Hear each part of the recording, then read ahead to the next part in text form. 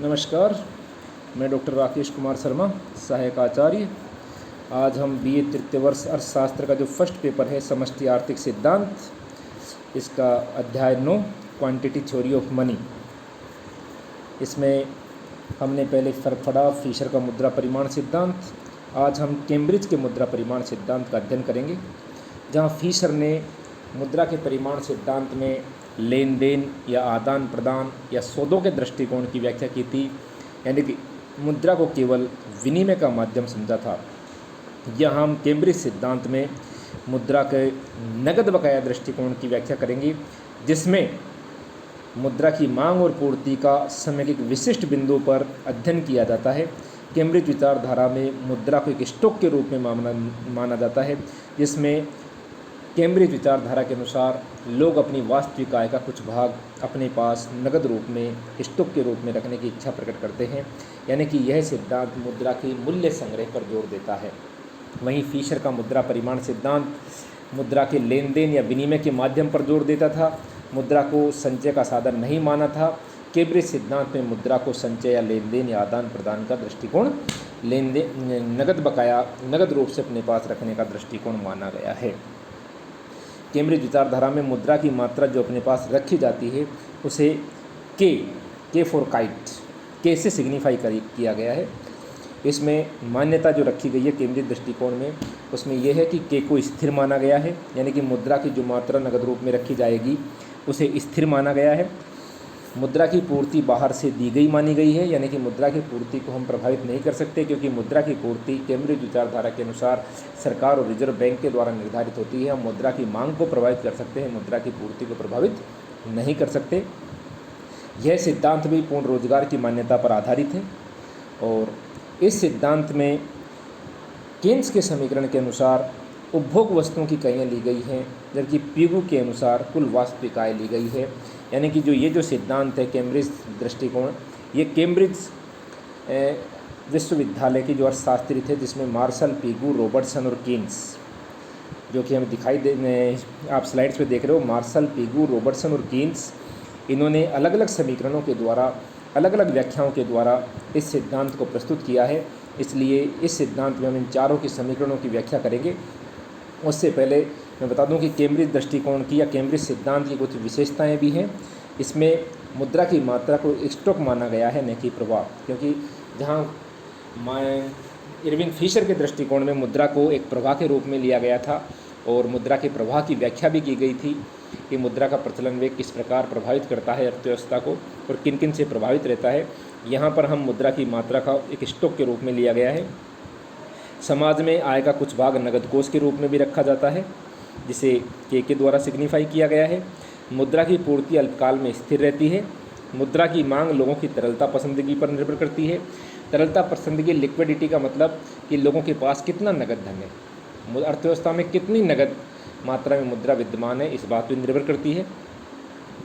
मुद्रा मूल्य के निर्धारण पर मांग पक्ष का अधिक जोर दिया गया है, और मुद्रा की मांग को प्रभावित करने वाले अन्य कारक जो बताए गए हैं वो है आय प्राप्ति की अवधि, राष्ट्रीय आय का वितरण, व्यापार की दशा, लेन देन के तरीके, वस्तुओं की कीमतें, जनसंख्या, मुद्रा के चलन वेग आदि कारकों का भी इसमें अध्ययन किया गया है। इसके पश्चात हम इनके समीकरणों की व्याख्या करें तो सबसे पहले समीकरण लेते हैं मार्शल का, और मार्शल का जो समीकरण है वो है M बराबर KPO। इसी समीकरणों को हम आगे समझें कि इसमें मार्शल के समीकरण को, तो KPO यहाँ पर M यानी कि मुद्रा का परिमाण है, K मुद्रा की नगद मात्रा जिसे लोग अपने पास नगद रूप में रखना चाहते हैं, P बराबर कीमत स्तर है, और O बराबर आउटपुट या उत्पत्ति की मात्रा का सूचक है। यानी कि हम अगर P को रखें तो P बराबर बन जाता है M/KO, और यदि मुद्रा का मूल्य निकालें तो अपोजिट हो जाता है, P बराबर हो जाता है 1/P बराबर हो जाता है M/KO। यानी कि वही इस सिद्धांत का निष्कर्ष निकलता है कि P में और M में समान संबंध पाया जाता है, जबकि M और 1/P में विपरीत संबंध पाया जाता है। इसी प्रकार पीगू का समीकरण देखें तो M बराबर KPR, यानी कि यहाँ पर वही M मुद्रा का परिमाण है, K नगद रूप में रखने की इच्छा या मुद्रा का स्टॉक, पी सामान्य कीमत स्तर और आर है समाज की कुल वास्तविक आय, यानी कि कुल वास्तविक आय किसी विशिष्ट वस्तु के रूप में समाज की क्या है, इस पर निर्भर करता है। तो यहाँ पर भी हम देखें तो P बराबर बन जाता है M/KR और 1/P भी बन जाएगा M/KR। तो ये दोनों स्थितियाँ सेम मार्शल और पीगू की समीकरण की सेम है। पीगू ने अपने समीकरण में नकदी का अनुपात जिसे कानूनी वैध मुद्रा के रूप में अपने पास रखा जाता है CH और 1/C, इनकी व्याख्या भी की है। करेंसी जो नगद रूप में अपने पास रखते हैं, और 1/C बन जाता है करेंसी का वह भाग जिसे बैंक जमाओं के रूप में रखा जाता है, और H है बन जाता है कि कानूनी वैध मुद्रा का जमाओं से वह अनुपात जिसे बैंक अपने पास भी रखता है। यानी कि बैंकों के जमाओं को भी पीगू ने अपने समीकरणों में शामिल किया है। उसके बाद रॉबर्टसन का समीकरण, रॉबर्टसन ने जहां मार्शल ने आउटपुट यानी कि उत्पत्ति की मात्रा को लिया है, पीगू समाज की कुल वास्तविक आय आर के द्वारा दर्शाते हैं। रॉबर्टसन ने अपने समीकरण में टी व्यापार की मात्रा के रूप में शामिल किया है। बाकी समीकरण सेम है, यानी कि वही M बराबर KPT। अगर P को लेते हैं तो M/KT और 1/P बराबर बन जाता है M/KT। अब कीन्स का समीकरण देखें तो बन जाता है N बराबर PK + RK डैश। यहाँ पर N मुद्रा की प्रचलन में करेंसी की कुल मात्रा है, P सामान्य कीमत स्तर है, K नकदी का वह भाग जिसे बैंक अपने पास रखता है, और R और K डैश। R बन जाता है बैंकों का रिजर्व अनुपात, और K डैश उपभोग इकाइयों की वह संख्या जो बैंक जमा के रूप में रखी जाती है। यानी कि K नगद रूप में रखी जाने वाली अपनी मात्रा और K डैश बैंक जमा के रूप में रखी जाने वाली मात्रा। तो ये कैम्ब्रिज समीकरण है। कैम्ब्रिज समीकरण की अगर आगे बात करें हम, तो कैम्ब्रिज सिद्धांत फिशर के मुद्रा परिमाण सिद्धांत से अनेक कारकों में श्रेष्ठ है। इनकी तुलना की जाए तो दोनों में समानता क्या है कि दोनों ही सिद्धांतों में मुद्रा का परिमाण का मूल्य निर्धारक घटक के रूप में माना गया है। दोनों ही सिद्धांतों की व्याख्या में बीजगणितीय समीकरणों का समावेश किया गया है। दोनों ने ही साख मुद्रा और बैंक जमाओं को मुद्रा की पूर्ति के रूप में सम्मिलित किया है। दोनों समीकरणों में P का अर्थ सामान्य कीमत स्तर के रूप में लिया गया है, और दोनों ने ही लगभग समान चिन्हों का समावेश किया है। तो फिर दोनों में अंतर क्या है? नंबर पहला अंतर है स्थिरता का अंतर। फिशर ने मुद्रा की मांग को स्थिर मान करके मुद्रा की पूर्ति को परिवर्तनशील माना है, जो कि मूल्य स्तर को प्रभावित करती है, जबकि कैम्ब्रिज सिद्धांत में मुद्रा की पूर्ति को स्थिर माना है और मुद्रा की मांग को परिवर्तनशील माना है। नंबर 2, कीमत स्तर के अर्थ में अंतर। फिशर के दृष्टिकोण में कीमत स्तर का अर्थ सामान्य कीमत स्तर से है, जबकि कैम्ब्रिज समीकरण में कीमत स्तर का अर्थ उपभोग वस्तुओं की कीमत स्तर को सूचित करता है। दृष्टिकोण में अंतर, जहां फिशर का सिद्धांत आदान प्रदान के दृष्टिकोण पर आधारित है, जबकि कैम्ब्रिज सिद्धांत नगद कोष दृष्टिकोण पर आधारित है। मुद्रा की मांग में अंतर, फिशर ने मुद्रा की मांग का आशय विनिमय के माध्यम से किया है, जबकि कैम्ब्रिज ने मुद्रा की मांग संचय हेतु की जाती है। समयावधि में अंतर, फिशर सिद्धांत दीर्घकालीन प्रवृत्ति का घोतक है, जबकि कैम्ब्रिज सिद्धांत अल्पकालीन प्रवृत्ति का घोतक है। नंबर 6, फिशर ने मुद्रा मूल्य के निर्धारण में उत्पादन और उपभोग की सभी इकाइयों का समावेश किया है, जबकि कैम्ब्रिज ने केवल उपभोग वस्तुओं का ही समावेश किया है।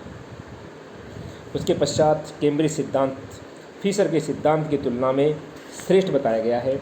उसके कारण ये है कि मूल्य निर्धारण का सिद्धांत, कैम्ब्रिज समीकरण मुद्रा की मांग और मुद्रा की पूर्ति दोनों का व्यवहारिक विश्लेषण करती है, जिसमें मुद्रा का मूल्य निर्धारण का सिद्धांत मांग और पूर्ति के सिद्धांत से संबंधित हो जाता है।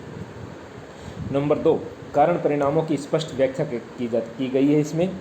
और नंबर 3, तरलता पसंदगी, कैम्ब्रिज व्याख्या के आधार पर तरलता पसंदगी के सिद्धांत को विकसित किया गया है, जो आज रोजगार के निर्धारण में और आर्थिक संकटों के नियंत्रण करने में अपना भारी योगदान देता है। अधिक व्यवहारिक है, फिशर की व्याख्या केवल दीर्घकालीन परिवर्तनों के महत्व देती है, परंतु कैम्ब्रिज की व्याख्या अल्पकालीन परिवर्तनों और समय बिंदु का समाधान प्रस्तुत करती है, जो ज़्यादा व्यवहारिक और उपयोगी है। मनोवैज्ञानिक घटकों पर बल, कैम्ब्रिज सिद्धांत ने मनोवैज्ञानिक घटकों को अधिक प्रधानता दी गई है, जो आर्थिक क्रियाओं का मुख्य आधार है। कैम्ब्रिज समीकरण इसलिए भी श्रेष्ठ है कि इसने मुद्रा के संचलन वेग की संकल्पनाओं को एकदम रद्द कर दिया गया है, जिससे अधिक स्पष्ट और तार्किक परिणाम प्रस्तुत करता है। कैम्ब्रिज समीकरण में P के अंतर्गत अंतिम वस्तुओं से संबंधित लेन देन ही शामिल होते हैं, जबकि फिशर में सभी प्रकार के लेन देनों को शामिल किया है। और चक्रीय उतार चढ़ावों को समझने के लिए फिशर के वी की अपेक्षा कैम्ब्रिज का के बेहतर है। परंतु फिर भी कैम्ब्रिज सिद्धांत की कुछ आलोचनाएं की गई हैं। वो आलोचनाएं इस प्रकार हैं कि वास्तविक आय को मापना कठिन है। कैम्ब्रिज ने जो वास्तविक आय की व्याख्या की है कि वास्तविक आय का कुछ भाग अपने पास रखते हैं, उस वास्तविक आय को मापना कठिन है। केंद्रीय मुद्रा के मांग पक्ष पर अधिक बल दिया है, पूर्ति को स्थिर माना है, ये इसकी आलोचना है। नंबर तीसरी आलोचना है केवल उपभोग वस्तुओं से संबंधित है, केवल उपभोग इकाइयों की व्याख्या करता है। नंबर 4, ऋणों के फलस्वरूप उत्पन्न होने वाले बैंक जमाओं की इसने उपेक्षा की है। समीकरण में के और आर को स्थिर माना है, जो त्रुटिपूर्ण है। सट्टे के उद्देश्य पर यह विचार नहीं करता। प्राविधिक परिवर्तनों को भी ये नहीं समझा पाता है। विस्तृत जटिलताओं को समझाने में अनुपयुक्त है। और मुद्रा की मांग और कीमत में सीधा संबंध नहीं पाया जाता। मुद्रा की मात्रा और कीमत स्तर में अलग संबंध, अलग प्रत्यक्ष रूप से संबंधित होती है, जिसकी व्याख्या प्रोफेसर कीन्स ने की है। और बचत निवेश के प्रभाव की भी ये उपेक्षा करता है। फिर भी कैम्ब्रिज सिद्धांत अनेक आलोचनाओं के बाद भी वर्तमान में इसकी बहुत अधिक अध्ययन का महत्व है और इसका अध्ययन प्रासंगिक भी है। बहुत बहुत धन्यवाद।